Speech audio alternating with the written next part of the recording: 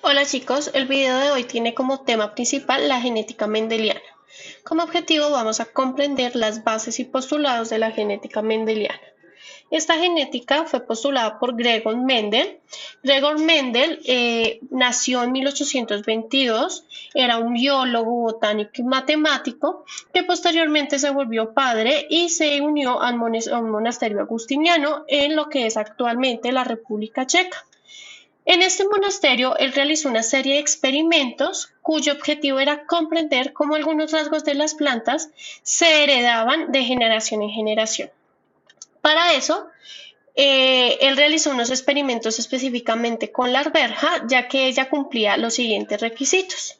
La arberja o la planta de la arberja era fácil de sembrar, sus flores eran hermafroditas, la fecundación era controlada, es decir, él podía controlar la fecundación y finalmente las características eran fácilmente observables.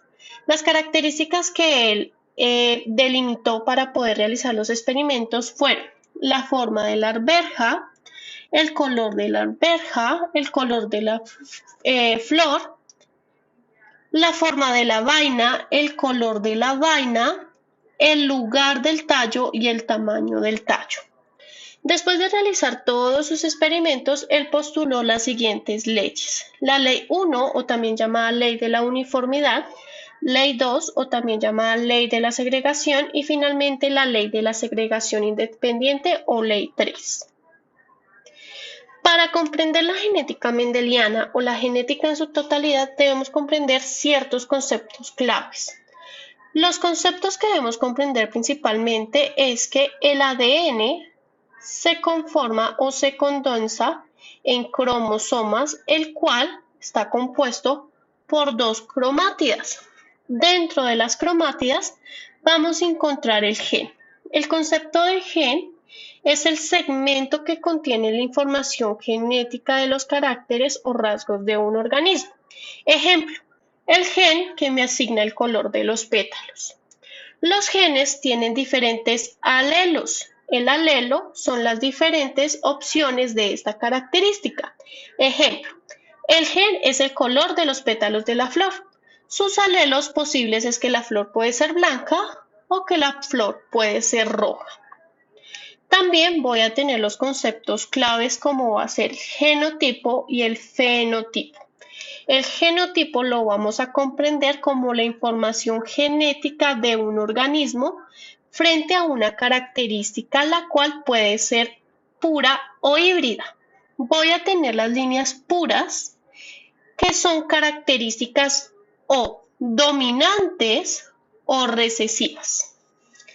Cuando son dominantes, son características que se heredan de generación en generación y son muy fuertes dentro de la característica que se está observando o dentro del organismo que se está observando.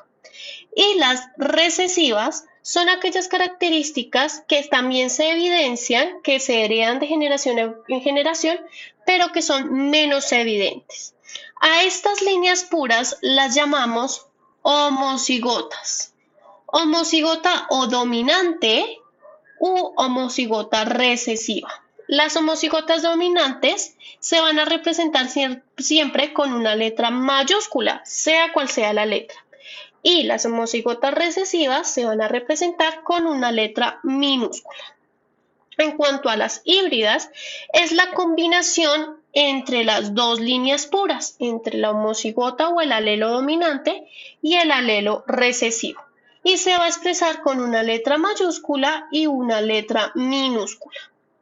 El fenotipo lo vamos a entender como la característica que se expresa físicamente, es decir, la que se puede observar. Las que se expresan rápidamente van a ser las dominantes, que pueden ser o las homocigotas dominantes o las heterocigotas. Las heterocigotas, al tener un alelo dominante, se va a expresar la característica dominante, pero genéticamente va a guardar la característica recesiva. Para que una característica recesiva se exprese, los dos alelos tienen que ser recesivos. Eso es el fenotipo y el genotipo. Genotipo entendémoslo como los alelos que están guardados genéticamente en el organismo y el fenotipo es la característica que se expresa de aquellos alelos. Para poder yo verificar o entender o saber o predecir cómo va a salir la descendencia de un organismo, vamos a utilizar dentro de la genética lo que llamamos cuadros de Punnett.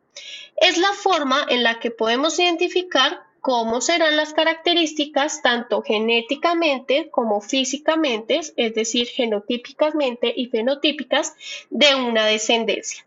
Esa primera descendencia siempre la vamos a llamar F1.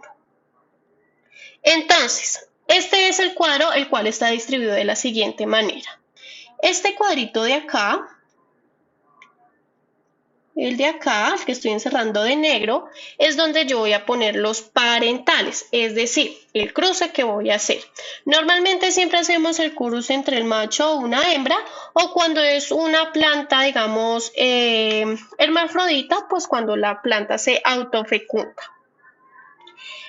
De aquí para allá voy a tener los alelos, en este caso, del macho. Voy a tener el alelo que le heredó la madre del macho, en este caso es una dominante, y voy a tener el alelo que le heredó el padre del macho, que también es dominante. Todos los individuos vamos a tener dos alelos porque cada individuo pues tiene su par de padres.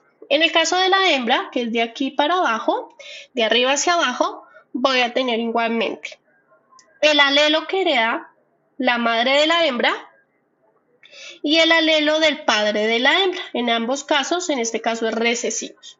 Ahora, estos de acá van a ser donde voy a hacer los cruces. En el primer cuadro, bajo la letra de acá y esta de acá, bajando el alelo dominante del macho y el alelo recesivo de la hembra. Para el cuadro número 2 hacemos lo mismo. Bajamos el alelo del padre del macho y pasamos el alelo de la madre de la hembra. Dominante recesivo. Y así seguimos con el cuadro 3 y con el cuadro 4. Para saber porcentajes, cada cuadro vale el 25% para una totalidad de 100%. En los cuadros rosas, que son estos, vamos a ubicar las letras siguiendo las flechas respectivas. Ahora, estos cuadros yo los voy a utilizar o se van a utilizar normalmente para comprobar las leyes de Mendel, que los veremos en el próximo video, y para también evidenciar los diferentes cruces. Espero que este video sirva para profundizar el tema de genética mendeliana, para entender cómo hacer los cuadros y para evidenciar y comprender los conceptos claves.